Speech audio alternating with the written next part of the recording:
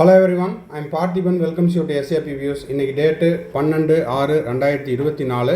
இந்த வீடியோவை ஈவினிங் ஒரு 7:30க்கு ரெக்கார்ட் பண்ணிட்டு இருக்கிறேன். உங்களுக்கு இன்னொரு 5 to 10 மினிட்ஸில் இந்த வீடியோ உங்களுக்கு ரீச் ஆயிடும். இந்த வீடியோவில் இப்போது சுப்ரீம் கோர்ட் கவுன்சிலிங் கலந்தாய்வு நடத்துவதற்கு எந்த விதமான தடையும் இல்லை அப்படின்னு சொல்லியிருக்காங்க. இருந்தாலும் சுப்ரீம் கோர்ட்டில் அதே போல் நிறைய நீதிமன்றங்களில் நீட் யூஜி 2024 குளறுபடி தொடர்பாக இன்னமும் வழக்குகள் நிலுவையில் உள்ளது. ஜூலை 8ஆம் தேதி வரைக்குமே வழக்குகள் ஒத்தி வைக்கப்பட்டுள்ளது. அப்படி இருக்கும் பட்சத்தில் கலந்தாய்வு எப்படி நடக்கும், இந்த வருடம் 2024 நீட் யூஜி கவுன்சிலிங் எப்படி நடைபெறும் அப்படின்ட்டு ஸ்டூடெண்ட்ஸும் பேரண்ட்ஸும் கேட்ட கேள்விகளுக்கு இந்த வீடியோவில் ஒரு விளக்கம் கொடுத்துருக்குறோம். இது முழுக்க என்னுடைய ஒரு கணிப்பு மட்டுமே. இந்த கணிப்பு அப்படிங்கிறது நம்ம ஜஸ்ட் லைக் தட் அப்படியே நம்ம போடல. இதுக்கு நிறைய முன்மாதிரிகள் இருக்குது. எப்படி அப்படின்னா, அரசு பணியாளர்கள் நியமனத்தில், அதே போல் ஆசிரியர் தேர்வு வாரியத்தின் மூலமாக ஆசிரியர் பணிக்கு தேர்வு செய்த ஆசிரியர்களை இந்த மாதிரியான கேஸ் பெண்டிங்கில் இருக்கும்போது எப்படி கவுன்சிலிங் கண்டக்ட் பண்ணாங்க அப்படிங்கிறதையும் நம்ம அலசி ஆராய்ந்து அதுக்கப்புறம் தான் இந்த வீடியோ மேக் பண்ணியிருக்கிறோம். வீடியோவை ஸ்கிப் பண்ணாமல் கடைசி வரைக்கும் பாருங்கள். இப்போது இந்த சுச்சுவேஷனில் உச்சநீதிமன்ற உத்தரவின்படி கவுன்சிலிங் நடைபெற்றால் எப்படி நடைபெறும் அப்படிங்கிறத வித் பிபிடியோடு நம்ம மேக் பண்ணியிருக்கிறோம். வீடியோவை முழுமையாக கடைசி வரைக்கும் பார்த்துருங்க. வீடியோக்குள்ளே போகிறதுக்கு முன்னாடி இன்னமும் இந்த வீடியோவை லைக் பண்ணாமல் பார்த்துட்டு இருக்கிறீங்கன்னா மறக்காமல் லைக் பண்ணிடுங்க. அதே போல் SAP Views யூடியூப் சேனலுக்கு இப்போ தான் ஃபஸ்ட் டைம் வந்திருக்கிறீங்க, இல்லைன்னா நான் ஸ்டார்டிங்லேருந்து பார்த்துட்ருக்கிறேன் ஆனால் இன்னமும் சப்ஸ்கிரைப் பண்ணல, பெல் ஐக்கானை கிளிக் பண்ணல அப்படின்றவங்க மறக்காமல் சப்ஸ்கிரைப் பண்ணிவிட்டு பெல் ஐக்கானையும் கிளிக் பண்ணி வச்சுக்கோங்க. அப்போ தான் நீட் யூஜி 2024 என்டையர் ப்ராசஸ், அதாவது அட்மிஷன் முடித்து கடைசியாக லாஸ்ட் டேட்டில் உங்களுக்கான செக்யூரிட்டி டெபாசிட் ரீஃபண்ட் ஆகிற வரைக்கும் நம்ம போடுற எல்லா வீடியோஸும் உங்களுக்கு நோட்டிஃபிகேஷனாக வரும். அது மட்டும் இல்லாமல் இந்த வீடியோவை நீங்கள் பார்த்துட்டு உங்கள் friends circle, relative circle, neighbour சர்க்கிளில் யாரெல்லாம் நீட் ஆஸ்பிரண்ட்ஸ் இருக்காங்களோ அவங்களுக்கு இந்த வீடியோவை ஷேர் பண்ணுங்கள். இப்போ வாங்க, இந்த வருடம் உச்சநீதிமன்ற உத்தரவின்படி கலந்தாய்வு நடைபெற்றால் எப்படி நடைபெறும் அப்படிங்கிறத பார்த்துடலாம். இப்போது மருத்துவ கலந்தாய்வு, MBBS, BDS இந்த மாதிரியான படிப்புகளுக்கு கலந்தாய்வு நடத்தி கொள்ள எந்த விதமான தடையும் இல்லை அப்படின்னு உச்சநீதிமன்றம் உத்தரவு பிறப்பித்துள்ளது. சரி, இப்போது அந்த உத்தரவின்படி no stay in counselling as per the supreme court order என்ன மாதிரியான ப்ரொசீஜர்ஸ் எல்லாம் இருக்கும் அப்படிங்கிறத ஸ்டெப் பை ஸ்டெப்பாக பார்க்கலாம். இப்போ ஃபஸ்ட்டு ஸ்டெப் எப்படி இருக்கும் அப்படின்னா, ஃபஸ்ட்டு MCCயில் உங்களுக்கு நோட்டிஃபிகேஷன் வந்துடும். ஓகேங்களா? MCCயில் கவுன்சிலிங் நடத்தி கொள்ளலாம் அப்படின்ட்டு நோட்டிஃபிகேஷன் வரும். இப்போ நோட்டிஃபிகேஷன் ரிலீஸ் பண்ணும்போதே கவுன்சிலிங்க்கான ஷெட்யூல் கொடுத்துருவாங்க. அந்த ஷெட்யூலை ஃபாலோ பண்ணி ஸ்டேட் கவுன்சிலிங்க்கான ஷெட்யூலும் டென்டேட்டிவாக கொடுத்துருவாங்க. இப்போது MCC all India கோட்டானுடைய official வெப்சைட்டும் open ஆகும். அதே போல் state quota, not only Tamil Nadu, இந்தியாவில் இருக்கக்கூடிய அனைத்து மாநிலங்கள்லேயும் மெடிக்கல் கவுன்சிலிங் அத்தாரிட்டிஸ் என்ன பண்ணுவாங்க, அஃபீஷியல் வெப்சைட்டை ஓப்பன் பண்ணி வச்சுருவாங்க. இந்த டைமில் நம்ம என்ன செய்யணும் அப்படின்னா, ஃபஸ்ட்டு ரெஜிஸ்ட்ரேஷன் கம்ப்ளீட் பண்ணிடணும். ரெஜிஸ்ட்ரேஷன் அப்படிங்கிறது என்ன, நீட் யூஜி 2024 தகுதி மதிப்பெண் எடுத்த, தகுதி மதிப்பெண் அப்படிங்கிறது என்ன, தேர்ச்சி பெற்ற, எலிஜிபிள் மார்க் வாங்கின அனைத்து மாணவர்களுமே கலந்தாய்வில் கலந்துக்கிறதுக்கு தகுதியானவர்கள். அதாவது OC அப்படின்னா அதுக்கு 164 இந்த மாதிரியான மார்க்கெல்லாம் ஃபிக்ஸ் பண்ணியிருக்காங்க இல்லையா, அந்த ஒவ்வொரு கேட்டகரிக்கும் நீங்கள் அந்த தகுதி மதிப்பெண் இருந்தாலே நீங்கள் மெடிக்கல் கவுன்சிலிங்கில் கலந்து கொள்ள தகுதி பெற்றவர்களாக கருதப்படுகிறீர்கள். அப்போ ஃபஸ்ட்டு ஸ்டெப்பில் ரெஜிஸ்ட்ரேஷனை முடிச்சிடணும்.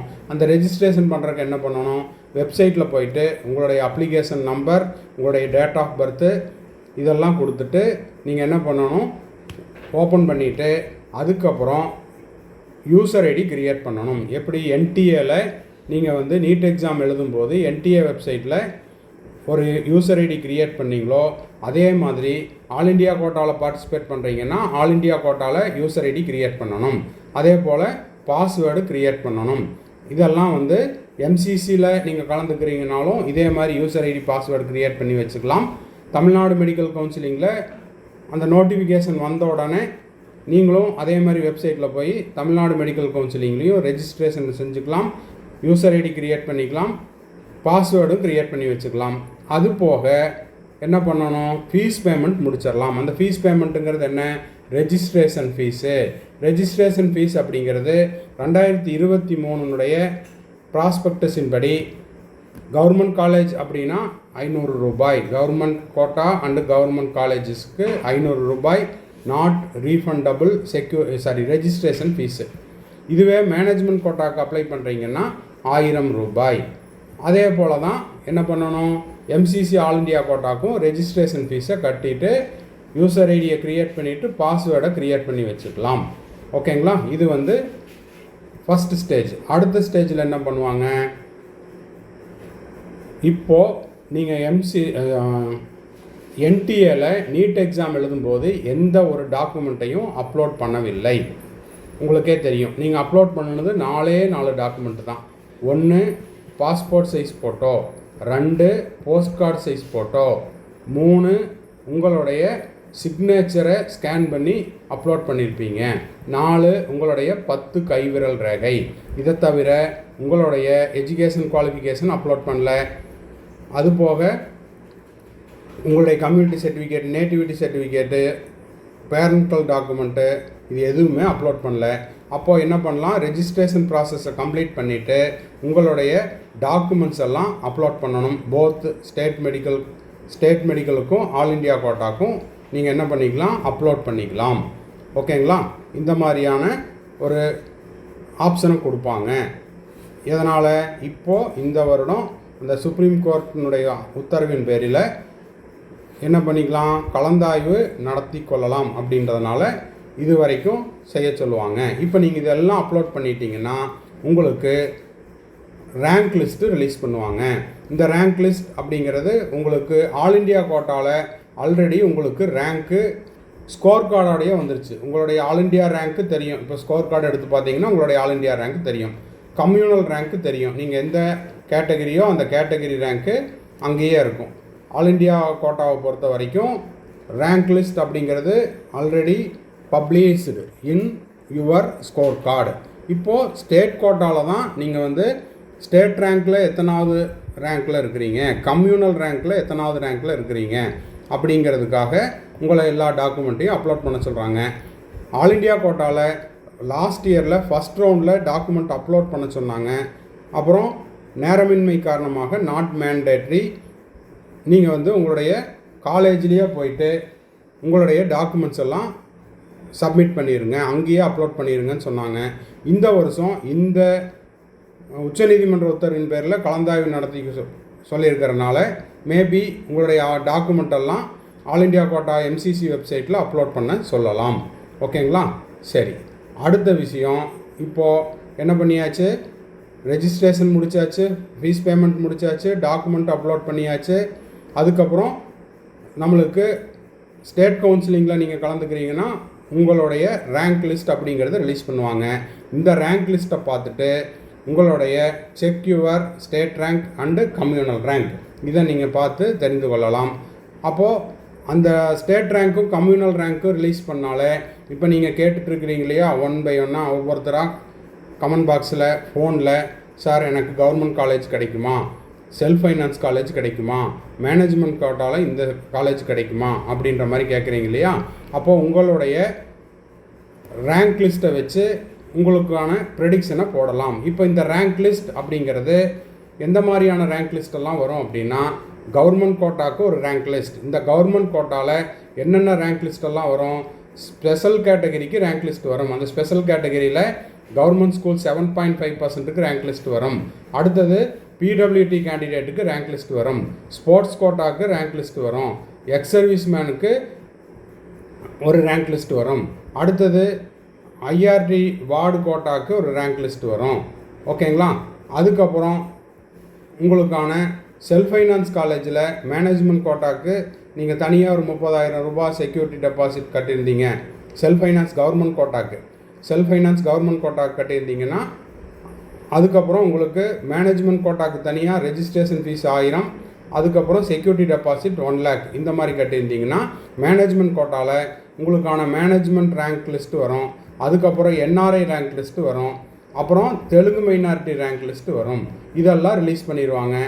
இதில் எந்த விதமான தடையும் இல்லை. இது வரைக்கும் நம்ம பேசின அனைத்து விஷயங்கள்லையும் உச்சநீதிமன்ற உத்தரவின்படி எந்த விதமான தடையும் இல்லை. ஸோ இந்த வேலைகளையெல்லாம் தமிழ்நாடு மெடிக்கல் கவுன்சிலிங்கோ இல்லைன்னா ஆல் இண்டியா கோட்டா கவுன்சிலிங்கோ என்ன பண்ணுவாங்க, உங்கள்கிட்ட இந்த டேட்டாவெல்லாம் கலெக்ட் பண்ணி சாய்ஸ் ஃபில்லிங் முடித்து சாய்ஸ் லாக்கிங் முடித்து எல்லாத்தையுமே கிட்டத்தட்ட ஒரு 90% ஒர்க்கை முடிச்சு வச்சுருவாங்க. இதுக்கான நாள் அப்படிங்கிறது 15 நாள் ஆரம்பித்தாங்க. விண்டோ ஓப்பன் ஆச்சுன்னா 15 days டைமில் இந்த ஒர்க்கெல்லாம் அவங்களுக்கு கரெக்டாக இருக்கும். எப்போ ஸ்டார்ட் பண்ணுறாங்களோ அப்போது. எப்போங்க சார் ஸ்டார்ட் பண்ணுவாங்க தெரியவில்லை. அதுக்கான நாள் அப்படிங்கிறது நம்ம வெப்சைட்டை பார்த்துட்டே இருக்கணும். மேபி அந்த 4 குழு அறிக்கை தாக்கல் பண்ணாங்கன்னா அதன் பிறகு வெளியிடலாம் என எதிர்பார்க்கப்படுகிறது. ஓகேங்களா? இது ஜஸ்ட் ஒரு ப்ரெடிக்ஷன் மட்டும்தான். சரி, இப்போ நம்ம என்ன பண்ணியாச்சு, ரேங்க் லிஸ்ட் வந்தாச்சு, நம்மளுடைய ரேங்க்கெல்லாம் செக் பண்ணியாச்சு, ஸ்டேட் ரேங்க்கில் எங்கே இருக்கிறோம், கம்யூனல் ரேங்க்கில் எங்கே இருக்கிறோம் அப்படிங்கிறதெல்லாம் செக் பண்ணியாச்சு. இப்போது அதுக்கப்புறம் நம்ம என்ன பண்ணணும், நம்ம ஆல்ரெடி சொன்ன மாதிரி செக்யூரிட்டி டெபாசிட்டெல்லாம் கட்டினதுக்கப்புறம் சாய்ஸ் ஃபில்லிங் சாய்ஸ் லாக்கிங்கெல்லாம் முடிச்சு வச்சுக்கிறோம். நம்மளே தான் சாய்ஸ் ஃபில் பண்ணுறோம், நம்மளே தான் சாய்ஸ் லாக்கிங்கும் பண்ணிக்கிறோம். அப்போ இது வரைக்கும் முடிச்சாச்சு அப்படின்னா அதுக்கு அடுத்த ஸ்டேஜ் தான் அப்படியே நிற்கும். எப்போ சீட் அலாட்மெண்ட் நம்மளுக்கு எந்த காலேஜ் கிடச்சிருக்குது தெரியாது. ரிசல்ட்னால் எந்த காலேஜ் அலாட் ஆகிருக்குது, நம்ம எப்போ போய் ஜாயின் பண்ணணும் அது தெரியாது. இது இப்போ இது வரைக்கும் இருக்கிற நீதிமன்றத்தில் இருக்கக்கூடிய வழக்குகளுக்கு ஹானரபிள் ஜட்ஜஸ் என்ன தீர்ப்பு வழங்குறாங்களோ அதை பொறுத்து மாறும். ஓகேங்களா? கோர்ட்டில் இருக்கக்கூடிய அந்த வழக்குகளுக்கெல்லாம் ஒரு தீர்ப்பு வந்த பிறகு தான் இந்த ரெண்டும் நம்மளுக்கு தெரிய வரும். ஓகேங்களா? ஸோ இந்த ஆண்டு 2024 கவுன்சிலிங் அப்படிங்கிறது எப்படி நடக்கும் அப்படிங்கிறதுக்கு நம்ம ஒவ்வொரு ஸ்லைடாக காமிச்சிருக்கிறோம். எந்த இடத்துல புரியலையோ அந்த இடத்துல திரும்பவும் ரீப்ளே பண்ணி பார்த்துருங்க, இல்லைன்னா அந்த இடத்துல பாஸ் பண்ணி பார்த்துருங்க. இந்த வீடியோ உங்களுக்கு யூஸ்ஃபுல்லாக இருந்துச்சுன்னா மறக்காமல் லைக் பண்ணிடுங்க. அதே போல் சப்ஸ்கிரைப் பண்ணிடுங்க, பெல் ஐக்கானை கிளிக் பண்ணி வச்சுக்கோங்க. Friend circle, relative circle, neighbour சர்க்கிளில் நீட் ஆஸ்பிரன்ஸுக்கும் அவங்க பேரண்ட்ஸுக்கும் ஷேர் பண்ணிடுங்க. எண்ட் ஆஃப் த வீடியோவில் நம்ம SAPVS யூடியூப் சேனலுடைய அட்வர்டைஸ்மெண்ட் கொடுத்துருக்குறோம், அதையும் பார்த்துருங்க. மறுபடியும் அடுத்த வீடியோவில் அடுத்த அப்டேட்டோட மீட் பண்ணலாம். தேங்க்ஸ் ஃபார் வாட்சிங். இப்போ நீட் UG 2024க்கு எக்ஸாம் முடிச்சுட்டு மே 5 நடந்த எக்ஸாமை முடிச்சுட்டு கவுன்சிலிங் வெயிட் பண்ணிகிட்ருக்கிற ஸ்டூடெண்ட்ஸ் அண்ட் பேரண்ட்ஸுக்கு நம்ம கம்ப்ளீட் கவுன்சிலிங் கைடன்ஸ் ப்ரொவைட் பண்ணிகிட்ருக்குறோம் டில் த அட்மிஷன் வரைக்கும்.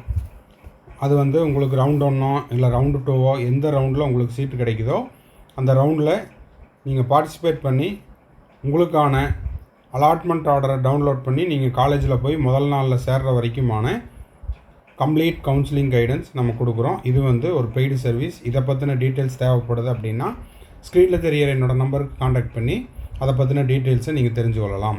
அதே போல் எனக்கு அப்பப்போ டவுட் வரும் சார், 1 or 2 டவுட்ஸ் மட்டும்தான் இருக்குது, அந்த டவுட்ஸை நீங்கள் கிளாரிஃபை பண்ணுங்கள் அப்படின்னாலும் அந்த மாதிரியான 1 or 2 டவுட்ஸையும் நம்ம த்ரூ பெய்டு சர்வீஸில் கிளாரிஃபை பண்ணுறோம். தேவைப்படுறவங்க ஸ்க்ரீனில் தெரிகிற என்னோடய நம்பருக்கு காண்டாக்ட் பண்ணி அதை பற்றின டீட்டெயில்ஸையும் நீங்கள் பெற்றுக்கொள்ளலாம். அடுத்தது இப்போ நீட் UG 2025க்கு நான் ப்ரிப்பேர் பண்ணிகிட்ருக்கிறேன் சார், 11th இப்போ தான் நான் 12th போகிறேன் அப்படின்ற ஸ்டூடெண்ட்ஸுக்கும், இல்லை சார் நான் இப்போ 2025 ஃபோக்கஸ் பண்ணிகிட்ருக்கிறேன்,